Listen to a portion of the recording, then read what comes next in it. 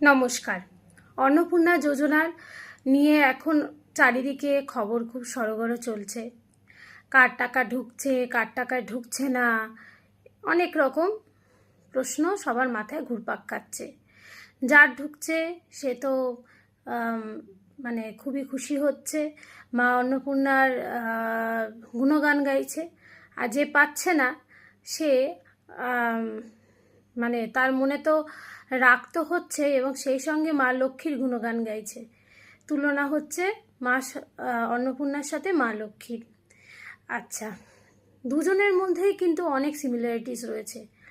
মা অন্নপূর্ণাও ধন সম্পত্তি সব কিছু দান করে থাকেন, আবার মা লক্ষ্মী তো ধনের দেবী, ধন সম্পত্তির দেবী, আমরা সকলেই জানি। আচ্ছা, মিল আছে দুজনের মধ্যে বিস্তর, আবার অমিলও হয়তো কিছু রয়েছে। যাই হোক, এই সমস্ত কথায় আর যাব না।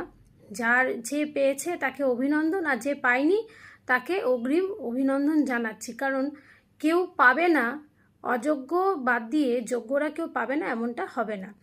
সরকার এই স্বীকৃতি সবাইকে এবং এই প্রতিশ্রুতি সবাইকেই দিয়েছে।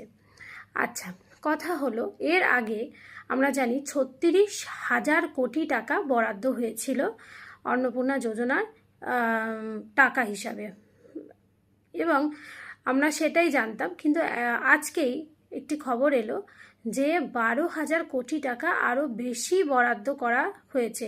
অর্থাৎ অন্নপূর্ণা যোজনার জন্য 48,000 কোটি টাকা বরাদ্দ হলো। এবং এতে বোঝা যাচ্ছে যে পরিমাণটা এতটা বেড়ে যাওয়াতে বোঝা যাচ্ছে যে অনেকেই পেতে চলেছেন, আগের তুলনায় সংখ্যা অনেকটাই বাড়তে চলেছে। যাই হোক, সবাইকে অভিনন্দন জানাচ্ছি যারা পেয়েছেন, আর যারা পাননি প্রত্যেকেই পাবেন যদি আপনি যোগ্য হয়ে থাকেন। নমস্কার।